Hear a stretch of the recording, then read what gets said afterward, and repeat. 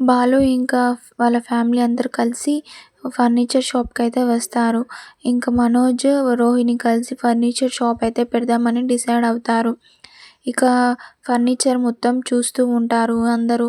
ఇంకా మీనా, బాలు కూడా ఇది ఇక్కడ ఇదంతా బావుంది కదా!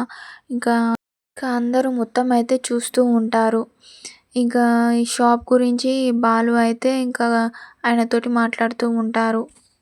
ఇక షాప్ ఓనర్ ఉండి "నచ్చిందా మేడం" అని అడుగుతూ ఉంటారు. ఇంకా రోహిణి అయితే "మాకు ఓకే అంకుల్" అని అంటూ ఉంటుంది. మనోజ్ రోహిణిని ఇలా అడుగుతూ ఉంటాడు. "ఒక మంచి పేరు సజెస్ట్ చెయ్యి రోహిణి" అని. అటు నుంచి వెళ్తున్న బాలు అయితే మనోజ్ ఏం మాట్లాడుతుందో వినడానికి వస్తూ ఉంటాడు. ఇక రోహిణి ఉండి "షాప్‌కి అత్తయ్య పేరే పెడదాం, వేరే పేరేమి వద్దు" అని అంటూ ఉంటుంది. ఇక బాలు అయితే వాళ్ళు ఏం మాట్లాడుతారో రికార్డ్ అయితే చేస్తాడు. ఇక మనోజ్ ఉండి "కావాలంటే అమ్మకొక శారీ పెడదాం. అమ్మ పేరు కలిసి రాదు. మనకు వద్దు ఆ షాపుకి అమ్మ పేరు" అని అంటూ ఉంటాడు.